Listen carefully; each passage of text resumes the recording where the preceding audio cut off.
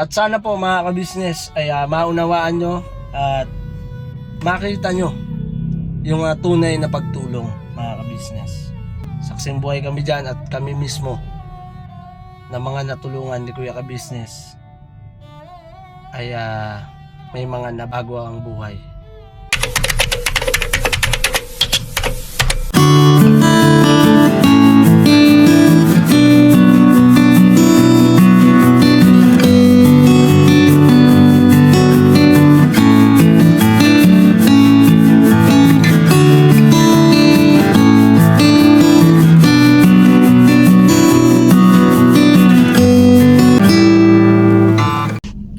So yun mga kabisnes, isang pagpalang araw po sa ating lahat mga kabisnes namin minamahal. So yun ngayon mga kabisnes ay pwede natin pag-usapan yung mga bagay na mga taong tumutulong, di ba mga kabisnes. Alam ko naman po mga kabisnes na naka-experience na rin po kayo niyan na may tinulungan at merong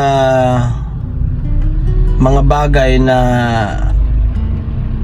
hindi pinahalagahan, ganon. Kasi ganito mga ka-business, ako, siyempre malaki ang experience ko pagdating sa mga ganyan na tinulungan. Ako madalas ako tulungan. Ayun po mga ka-business. Gaya na sabihin na po natin na ang bagay na dapat pahalagahan ay yung nagbibigay sa iyo ng importante, di ba? Binigyan ka ng pagpapahalaga, binigyan ka ng halimbawa ng tulong, binigyan ka ng tulong, ay sana ay pahalagahan mo para siyempre yung kalagayan mo ay mabago. Yun nga po, si Kuya Kabisnes, ang Kabisnes official ay andito ako na tinulungan nila at ito may nababago, di ba? Pinahalagahan ko po kasi mga kabisnes. Meron kasi mga kabisnes na yung iba naman ay tinulungan niya. Pero hindi inano yung kumbaga dapat pinursige, di ba? At sinikap na kung paano mapapalago yung kanyang itinulong. At hindi naman kasi pwedeng umasa na lang tayo sa taong nagbibigay ng pagmamahal, di ba? Hindi tayo pwedeng umasa lang sa ganun. Porket tinutulungan tayo ng tao, aabusuhin na ba natin ng ganun? Hindi, mga ka-business. Gumawa tayo ng paraan. Halimbawa, binigyan kayo ng pagmamahal o sabihin natin panimula mo, di ba? Yung panimula na yun mga ka-business, dapat yun may makitang resulta, may makitang magandang resulta dahil syempre para ikasaya, ikatuwa ng nagbigay sa'yo. Yung sa akin lang naman, dahil sa nakikita ko na siyempre mga kabisnes, ang Kuya Kabisnes sa atin ay tumutulong, Papa Dins TV, di ba? Ang gusto kasi nila ay mabigyan ng mataas na pagpapahalaga yung kanilang ibinigay. Kasi mga kabisnes, yung iba po kasi po mga kabisnes sa mga sponsor, yan. Pagka nagbigay po yan, ay kailangan na pahalagahan. Bigyan ng mataas na pagpapahalaga. Kasi yung mga tao na yan ay hindi naman pinupulot lang basta-basta ang kanilang pinaghirapan. Ibinabahagi nila, i-share dahil yun ang nasa puso nila. Sa mga tinutulungan na kagaya ko ay pinahalagan ko, iniingatan ko. Dumarating tayo sa mga pagkakataon na talagang parang nagigipit o nahihirapan ka. Pero pag dumating ka sa ganun na nahirapan ka o naisip mo na parang wala na, so wala na, ganun na lang. Hindi, ang kailangan doon ay gumawa ka ng paraan. Pero yung paraan na sinasabi ko ay dapat yung pansarili mo. Yung kumbaga, hindi ka naman pwedeng umasa na lang. Halimbawa ay kailangan mo ng pang-araw-araw. Dapat budgetin mo yung binigay sa'yo. ipinasok mo sa negosyo o ipinasok mo dagdag puhunan o kaya ginawa mong panimula sa puhunan, wag mong kunin yung puhunan kung ito'y lumabas na. Sabihin natin wala ka mang hanap buhay pero binigyan ka, 'di ba? Binigyan ka ng pagmamahal ng taong tumulong sa iyo. Makita yung resulta na magandang resulta, 'di ba? Makita na kahit na ganung halaga lang o yung binigay sa iyo ay naipalago mo, nagawa mo ng paraan para tumubo. 'Di ba? Napakagandang ano 'yun. At ang sarap nun sa puso ng tumulong sa iyo dahil siyempre hindi mo sinayang, 'di ba, yung pagod ng tao, hindi mo sinayang yung ginawang pagpapayo. Yan. Hindi naman kasi lahat ng tao ay halaga, pera lang, bagay ang pwedeng itulong. Ang kailangan lang din mga ka-business, siyempre pagpapayo, bigyan mo sila ng spiritual, yung mga tulong spiritual ay napakalaki na yan dahil siyempre mga ka-business, maano mo sa puso mo, sa damdamin mo, yung tinatakbo mo sa buhay. Kasi dito naman tayo sa mundong ibabaw, hindi naman natin alam kung anong mangyayari sa atin kinabukasan, 'di ba? Diyos lang po ang nakakaalam. Kaya mas higit sa lahat mga ka-business, ipanalangin natin, ipagpasalamat natin sa Panginoong Diyos yung mga taong ginagamit niyang kasangkapan para tayo ay magkaroon ng magandang kinabukasan at siyempre para yung taong ginagamit niyang kasangkapan ay hindi magsawa, 'di ba? Hindi mawalan ng gana. Kasi sayang naman mga ka-business yung taong nagsusumikap para mabago ang iyong buhay, mabigyan ka ng panimula. Ibig sabihin yung hindi pwedeng hanggang diyan ka na lang. Siya nga hindi pumapayag na hanggang diyan ka na lang. Ikaw pa kaya na ikaw tong may sariling hawak ng iyong buhay, 'di ba? Ikaw yung may gagawa ng paraan, ikaw yung nakakakita ng araw-araw na ginagawa mo. So alam mo kung paano mo uumpisahan yung takbo ng buhay mo, kung paano ang gagawin mo ng pang-araw-araw mo. Gagawa ka na talaga ng paraan nun. Mahirap po kasi kung lagi na lang wala na po kaming ganito, wala na kaming ganito, 'di ba? Yung kagustuhan mong umasenso ano mo sa puso mo na aasenso ako. Tiis lang kasi hindi naman pwedeng wala kang ginagawa, magkakaroon ka ng reward, 'di ba? Gumawa ka ng paraan para yung reward mo ay magugulat ka na lang na andyan na. Dadating na lang. 'Di ba? Ang pinaka-importante doon mga ka-business ay meron kang goal, meron kang tinutumbok na para umasenso ka at magkaroon ka ng isipin na hindi pwedeng hanggang dito na lang ako. Kailangan meron din akong goal na para sa pamilya ko. Kasi ako gusto ko talaga, siyempre hindi lang naman ito lang, ibig sabihin wag yung hanggang dito lang porket may tumutulong. Hindi, gagawa ko ng paraan mga ka-business para siyempre makita rin ng mga anak ko, makita ng asawa ko, at higit sa lahat makita ng taong tumutulong sa akin na merong mga nagiging resulta araw-araw para sila ay mabigyan ko ng saya o mabigyan ko ng ngiti na napaka naman ni Bornok na pinalalago niya, di ba? Mahirap naman kasi yung gagawin mo ang lahat pero hindi ka kumikilos. Nandun na rin tayo sa ginagawa mo na ang lahat. Magpakasasa ka na, magpakapagod ka na. Huwag mong sayangin yung segundo, huwag mong sayangin yung panahon mo sa mga walang kakwenta-kwentang bagay. Meron ng mga tao na tinulungan mo na tapos nandyan pa rin, parang sinisisi ka pa rin. Hindi man sa sinisisi, pero parang kulang, parang ganon. Nakukulangan ka sa taong tumulong sa'yo. Ibig sabihin yung binigyan ka na, nakukulangan ka pa. Dapat yun, mas malaking pagpapasalamat mo dahil na kahit papaano ay nagkaroon ka ng puhunan o meron kang natanggap. Yun. Kahit papaano meron ka natanggap. Kasi halimbawa ako, mga ka-business, wala ako sa social media, hindi po ba?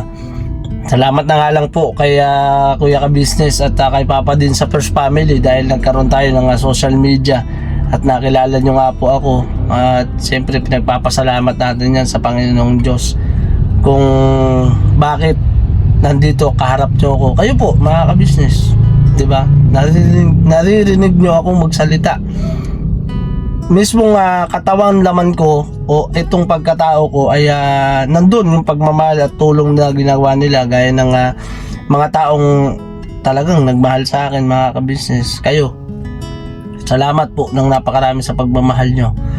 Ayun nga, balik tayo sa halimbawa na yun, mga ka-business, na walang tutulong sa'yo, maglalakad-lakad ka lang, maglalakad-lakad ka, makakapulot ka ba ng ganun halaga? Makakapulot ka ba ng mga ibinibigay ng taong gustong tumulong sa'yo? Panimula, di ba mga business ha? Panimulaan nyo ha? Nagsimula ka sa wala. Nagsimula ka sa wala kang nakilalang vlogger, wala kang nakilalang taong kagaya ni Kuya ka-business na handang tumulong, handang magsumikap, gawin ng lahat para mabago ang buhay mo. Wala ka nakilalang ganun. Ano kayang kalagayan mo, no? O ano kaya ang sitwasyon mo ngayon? Siguro nandun pa rin. Halimbawa ako siguro nandun pa rin, bangga dito, bangga doon, 'di ba? Hakot dito, hakot doon. Makikiusap kay ganito, kay ganiyan.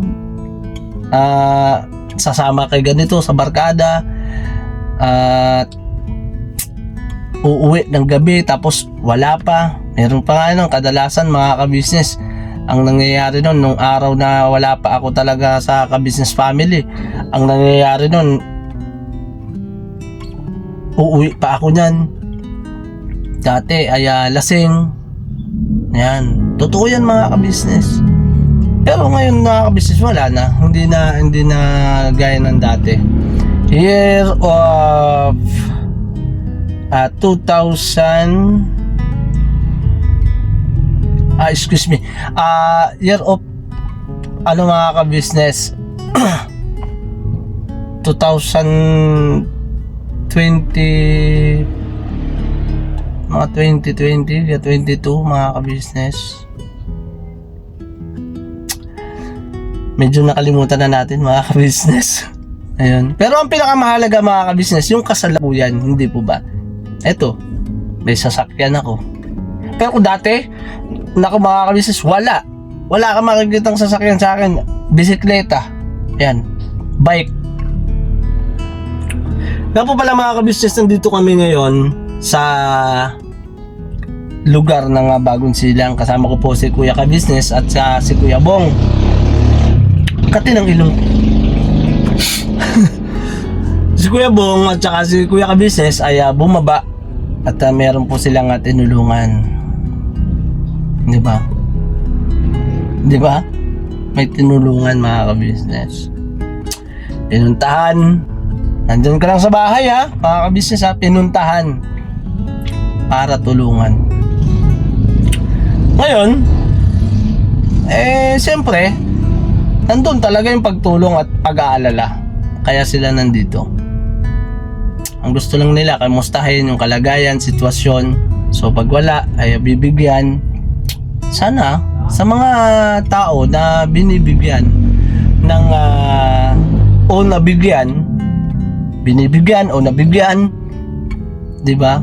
Ay pagpasalamat nyo sa Panginoong Diyos dahil andyan ang Kuya ka-business at ang ating ka-business, ang First Family, Papa Dins TV ay nagbibigay sa inyo ng pagmamahal, tulong. Siyempre andyan din yung ating mga viewers. Sa mga viewers naman po, mga ka-business, hanga ako dahil nandun din po yung kahit nandyan po kayo, ay nandun yung gusto nyong makatulong sa espiritual, sa pananalita na pagpapayo, di ba? Madalang naman kasi yun, mga ka-business, yung mga yung iba naman po kasi hindi naman talaga basher. Naman sila, talaga nandun yung pagpapayo nila na dapat ganito ang gawin mo, dapat ganito ang ituro mo, ganyan. Maraming mga bagay akong natutunan nung simula nang nakapasok ako sa social media, mga ka-business. Andun yung pag-iiwas na kailangan ay hindi ka mainitan ng ulo, on cam, off cam, mga ka-business. Pero sa social media, mga ka-business, matrabaho. Opo, matrabaho.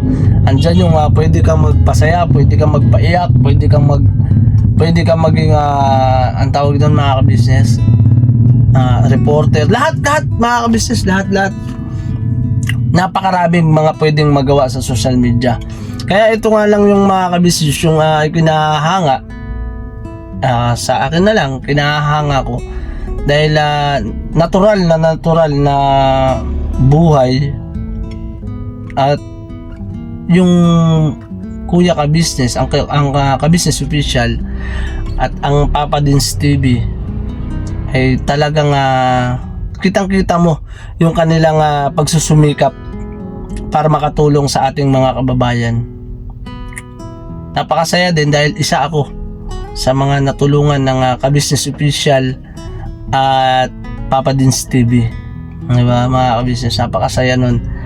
Yung kanilang naging bahagi sa buhay ko ay ipinagpapasalamat ko yan sa Panginoong Diyos. Maraming mga pagsubok na dumating sa aking buhay na nandoon yung kakayanin. Pero yung iba, mga ka-business, halos di ko kakayanin. Kasi hindi naman po ako ganun kagaling. Ang kakayahan ko at karunungan ko na ipinakikita ko sa inyo ay siyempre galing lahat yan sa Panginoong Diyos. Kaya salamat sa Panginoong Diyos dahil binigyan niya ako ng talento. Hindi man ako matalino, pero binigyan niya ako ng talento na kailangan ko sa buhay ko.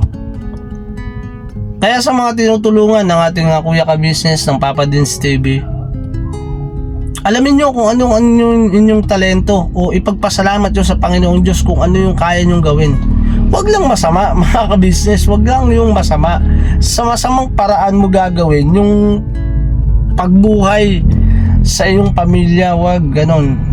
Huwag kang manghihingi, yung ganon. Hayaan mo ang taong magkusa na magbigay sa iyo ng pagmamahal. Makikita naman yun. Makikita naman ng taong bayan yun o ng tao, ng mga taong nakapaligid sa iyo. Makikita nila yun, yung mga ginagawa mo. Hindi liko ang Panginoong Diyos para hindi niya pagmasdan yung mga taong kagaya mo na gumagawa ng paraan at kahusayan at pagmamahal sa mga kababayan. Kasi mga ka-business, ang kuya ka-business natin, kaya yan ganyan kasi pag nagmahal yan, mahal niya. Andyan yung kamay ng Panginoong Diyos para pakilusin ang kasangkapan niya. Nakikita niya yan, mga ka-business, yung mga taong nakapaligid sa kanya. Si kuya ka-business ay pag inudyok ng ama na ito, si ganito ay tulungan mo, tutulungan niya yan, mga ka-business. Hindi ka pababayaan at hindi ka susukuan yan. Papa Dins, hindi ka yan susukuan, hindi ka yan pababayaan. Lalong-lalo na yung mga kabataan na gustong mag-aral. Ayan. Napakasarap kasi, mga ka-business, pagka merong taong ganyan na nagmamahal sa'yo at pinahahalagahan pati yung buhay mo. Kasi yung buhay naman nila, may pamilya din naman yan sila. Ay, pasensya na po ah. Nakakatiman yung ilong ko. Kasi may sariling pamilya din po yan eh. Kuya Ka Business, lalo na si Papa Dins, magkakaroon na ng sariling pamilya. Pero nandun pa rin po talaga yung pagsusumikap nila para makatulong sa ating mga kababayan.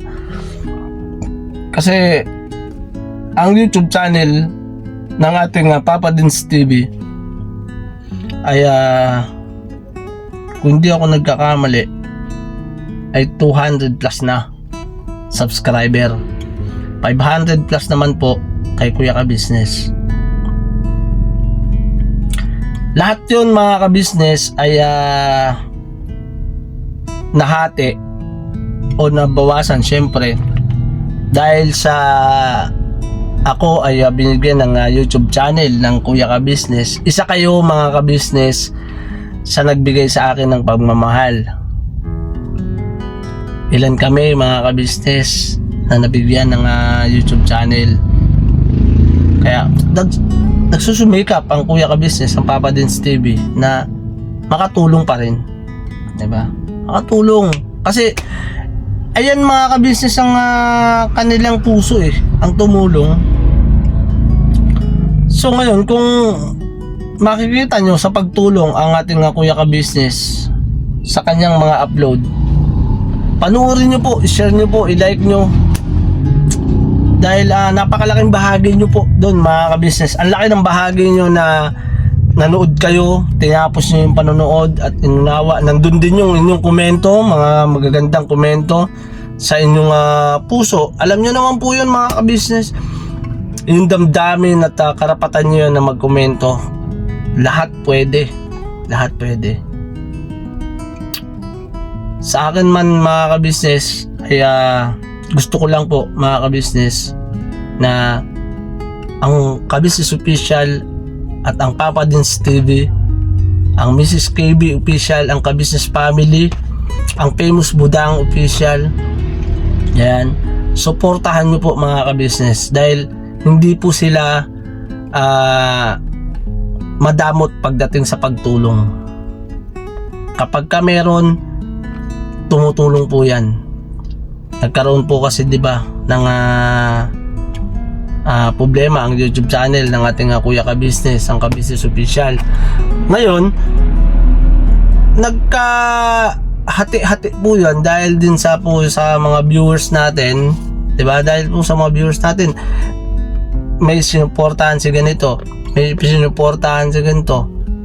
Nagkanya-kanya po suporta, pero alam ko po mga ka-business na ang suporta at pagmamahal nyo po ay siyempre isa lang naman po ang hangarin nyo, ang makatulong pa rin naman.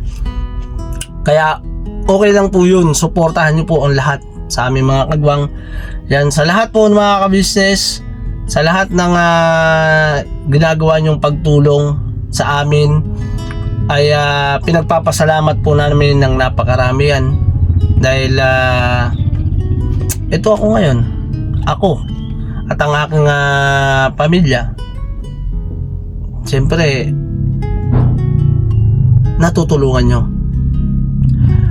Huwag kayong mag-alala mga ka-business kasi ang ating YouTube channel ay nasa 15,043 subscriber mga ka-business. Salamat po ng napakarami sa inyo. At sana po mga ka-business ay patuloy nyo pa po akong suportahan sa mga upload natin. Yung upload po natin na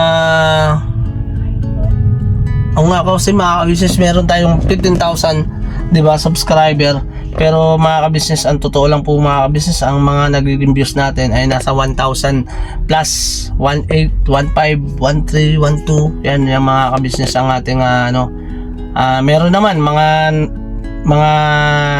nanonood din, meron din umaabot din naman ng 3,000 yan.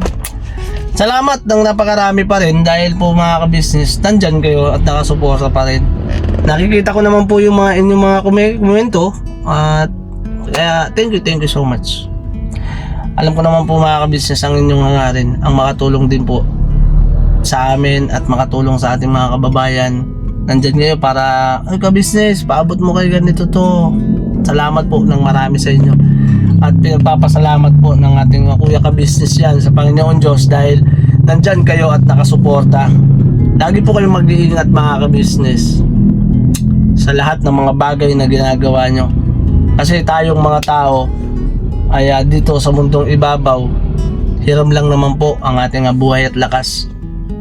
Pagpasalamat po natin lagi sa Panginoong Diyos ang ganitong pamumuhay. So habang nasa atin pa yung buhay at lakas na to, ay samantalahin natin na maging mabuting tao sa ating kapwa, maging mabuti halimbawa sa ating mga kababayan, sa ating mga anak, maging maganda tayong halimbawa sa mga tinutulungan natin. Tulungan natin sila mga ka-business hanggat kaya natin. Yun na nga po mga ka-business, si Kuya Ka-business ang naging kasangkapan ng Panginoon Diyos para kami ay matulungan ng aking pamilya. At yun ay pinagpapasalamat ko ng napakarami. Kasi simulat sa pool, mga ka-business, ay hindi nagbago ang Kuya Ka-business sa pagtulong. Nandun ako, saksing buhay naman ako mga ka-business At pangalawang buhay, pangatlo. Kasi na-aksidente nga po mga ka-business, no? Swerte ko po, no? Ang swerte ko dahil nabuhay pa ako muli. Kasi po mga ka-business, ay mas pinahalagahan ko ang ipagpasalamat sa Panginoon Diyos. Ano man ang nangyari sa akin, ay ipagpapasalamat ko pa rin po yan sa Panginoon Diyos. Dahil siya lang po ang nakakaalam ng ating buhay at lakas. Siya ang may hawak at siya ang pinakamakapangyarihan sa lahat. Kaya mga ka-business, salamat po ng napakarami sa inyo at mag-iingat po kayo palagi. Mahal ko kayo mga ka-business. At syempre ang First Family, ang ka-business sa family ay mahalin po natin. Samahan nyo po kami sa mga ginagawa namin mga pagtulong sa ating mga video, sa ating mga vlog, mga daily vlog. At yung ating mga video mga ka-business, gaya nito ay ikunento at ibinahagi ko lang naman po yung naging experience ko. Kasi mga ka-business, ito nag-start na ang ating Kuya Ka-business o bibira at bibira ang ating Kuya Ka-business sa pagtulong. Hindi susuko mga ka-business. Pagka sumuko, talo. Alright? I love you all. At sana po mga ka-business ay maunawaan nyo at makita nyo yung tunay na pagtulong mga ka-business. Maraming mga natulungan ang ating Kuya Ka-business at ang Papa Dins TV. Saksing buhay kami dyan at kami mismo na mga natulungan ni Kuya Ka-business ay may mga nabago ang buhay. Kaya mga ka-business, samahan nyo po ako.